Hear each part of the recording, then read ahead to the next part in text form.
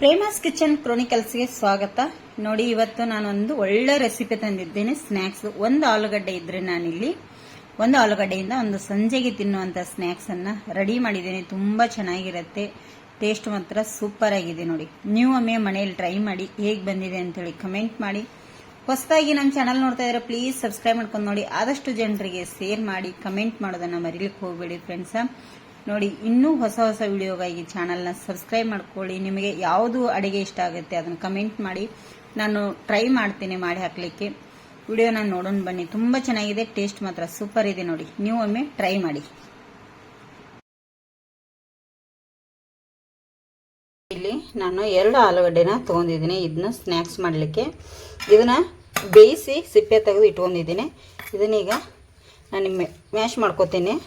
ಇದನ್ನೆಲ್ಲವನ್ನು ಈಗ ಇದರಿಂದ ಈ ಥರ ನೋಡಿ ಸುಡ್ತಿರತ್ತಲ್ಲ, ಅದಕ್ಕಾಗಿ ಈ ಥರ ಎಲ್ಲ ಇದರಿಂದ ಪುಡಿ ಮಾಡಬೇಕಾಗತ್ತೆ.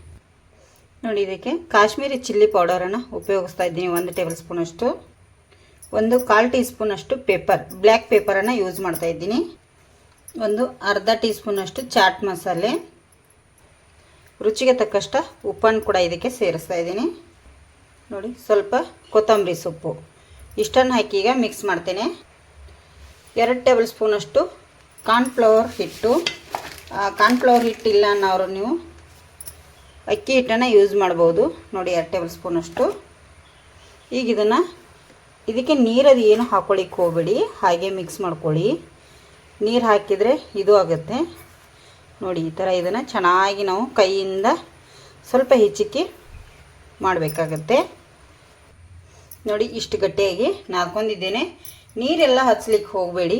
ನೋಡಿ, ಕೈಗೆ ಒಂದು ಸ್ವಲ್ಪ ಎಣ್ಣೆ ತೆಗೆಸ್ಕೊಂಡು ಯಾವ ಸೈಜಲ್ಲಿ ಬೇಕು ನೋಡಿ ಆ ಸೈಜಲ್ಲಿ ನಾವು ಇದನ್ನು ಉಂಡೆಯನ್ನಾಗಿ ಮಾಡ್ಕೋಬೇಕಾಗತ್ತೆ. ನೋಡಿ, ಈ ಸೈಜಲ್ಲಿ ಉಂಡೆ ಮಾಡಿ ಇಟ್ಕೊಳ್ಳಿ. ಎಲ್ಲವನ್ನು ಇದೇ ಸೈಜಲ್ಲಿ ಚೆನ್ನಾಗಿ ನೋಡಿ ಈ ಥರ ನಾನು ಮಾಡಿ ಎತ್ತಿ ಇಟ್ಕೊಂಡ್ಬಿಡ್ತೇನೆ ಎಲ್ಲ.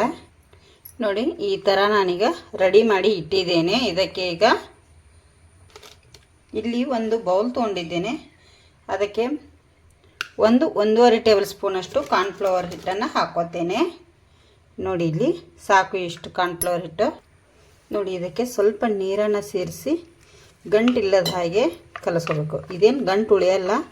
ನೋಡಿ, ಈ ಥರ ಈಗ ಕಲಿಸಿ ಎತ್ತಿ ಇಟ್ಕೋತೇನೆ ಇದನ್ನು ನಾನು. ನೋಡಿ, ಈಗ ಹಿಟ್ಟನ್ನು ರೆಡಿ ಮಾಡಿ ಇಟ್ಟಿದ್ದೇನೆ. ಈಗ ಮೆಕ್ಕೆಜೋಳದ್ದು ನಮಗೆ ಸ್ವೀಟ್ ಕಾರ್ನ್ದು ಇದು ಸಿಗುತ್ತೆ, ಸ್ನ್ಯಾಕ್ಸ್ ಎಲ್ಲ ಮಾಡ್ತೀನಿ ನೋಡಿ. ಅದನ್ನೀಗ ನಾನು ಒಂದು ಮಿಕ್ಸಿ ಜಾರಿಗೆ ಹಾಕಿ ಸ್ವಲ್ಪ ತರಿಯಾಗಿ ಇದನ್ನು ಡ್ರೈ ಮಾಡ್ಕೊಂಡ್ಬಿಡ್ತೀನಿ. ನಿಮಗೆ ಏನಾದರೂ ರಸ್ಕ್ ಪೌಡರ್ ಸಿಕ್ಕರೆ ಅದನ್ನು ಕೂಡ, ಬ್ರೆಡ್ ಕ್ರಮ್ಸ್ ಇರುತ್ತಲ್ಲ ಅದನ್ನು ಸಹ ತೊಗೋಬೋದು.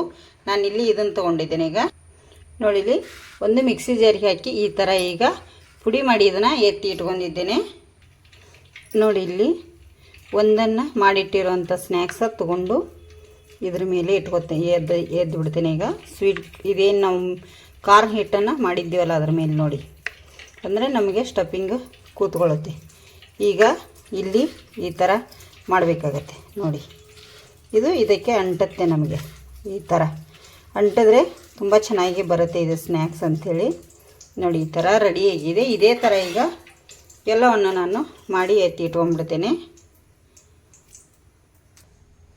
ನೋಡಿ, ಇಲ್ಲಿ ಈ ಥರ ಈಗ ರೆಡಿ ಮಾಡಿ ಎತ್ತಿಟ್ಟಿದ್ದೇನೆ ನಾನು ಎಲ್ಲವನ್ನೀಗ. ನೋಡಿ, ಇಲ್ಲಿ ಎಣ್ಣೆ ಕೂಡ ಆಲ್ರೆಡಿ ಕಾಯ್ಲಿಕ್ಕೆ ಇಟ್ಟಿದ್ದೆ. ಇಲ್ಲಿ ಮಾಡಿಟ್ಟಿರುವಂಥ ಸ್ನ್ಯಾಕ್ಸ್ಗಳನ್ನು ಒಂದೊಂದಾಗಿ ಇದರೊಳಗಡೆ ಹಾಕ್ತಾ ಬರ್ತೇನೆ. ನಾವು ಕಾರ್ನ್ಫ್ಲವರ್ ಹಿಟ್ಟು ಹಾಕಿರೋದ್ರಿಂದ ಅಷ್ಟೊಂದೇನು ಬಿಟ್ಕೊಳ್ಳಲ್ಲ, ಅವು ಚೆನ್ನಾಗಿ ಇರ್ತವೆ. ನೋಡಿ, ಇಲ್ಲಿ ಸ್ವಲ್ಪ ಸ್ಲೋ ಉರಿಯಲ್ಲೇ ನಾವು ಇದನ್ನು ಫ್ರೈ ಮಾಡಬೇಕಾಗತ್ತೆ.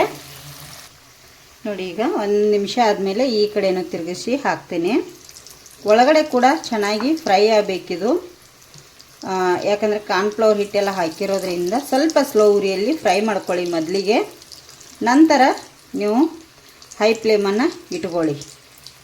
ನೋಡಿ, ಈ ಕಡೆನೂ ಈಗ ಚೆನ್ನಾಗಿ ಎಣ್ಣೆಯಲ್ಲಿ ಫ್ರೈ ಆಗಲಿ. ನೋಡಿ, ಇಲ್ಲಿಗ 2 ಸೈಡು ಚೆನ್ನಾಗಿ ಕರೆದಿದ ಎಣ್ಣೆಯಲ್ಲಿ ನಾನು ಒಂದೊಂದಾಗಿ ಸ್ನ್ಯಾಕ್ಸನ್ನ ತಗೋತೇನೆ.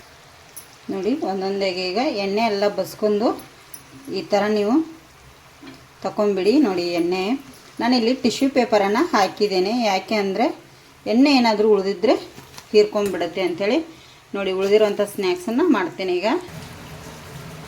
ನೋಡಿ ಇಲ್ಲಿ ಈ ಥರ ಸಾಯಂಕಾಲದ ಒಂದು ಆಲೂಗಡ್ಡೆ ಇದ್ದರೆ ಸಾಕು, ಈ ಥರ ಸ್ನ್ಯಾಕ್ಸ ರೆಡಿ ಆಗುತ್ತೆ. ತುಂಬ ಚೆನ್ನಾಗಿದೆ ನೋಡಿ, ಒಳಗಡೆ ಎಷ್ಟು ಸ್ಮೂತಾಗಿ ಮೇಲ್ಗಡೆ ಗರಿ ಗರಿಯಾಗಿ ತುಂಬ ಚೆನ್ನಾಗಿ ಬಂದಿದೆ. ನೀವು ಒಮ್ಮೆ ಮನೆಯಲ್ಲಿ ಟ್ರೈ ಮಾಡಿ ಹೇಗೆ ಬಂದಿದೆ ಅಂತೇಳಿ ಕಮೆಂಟ್ ಮಾಡಿ. ಹೊಸಬ್ರು ನಮ್ಮ ಚಾನಲ್ ನೋಡ್ತಾ ಇದ್ರೆ ಪ್ಲೀಸ್ ಸಬ್ಸ್ಕ್ರೈಬ್ ಮಾಡ್ಕೊಂಡು ನೋಡಿ, ಆದಷ್ಟು ಜನರಿಗೆ ಶೇರ್ ಮಾಡಿ.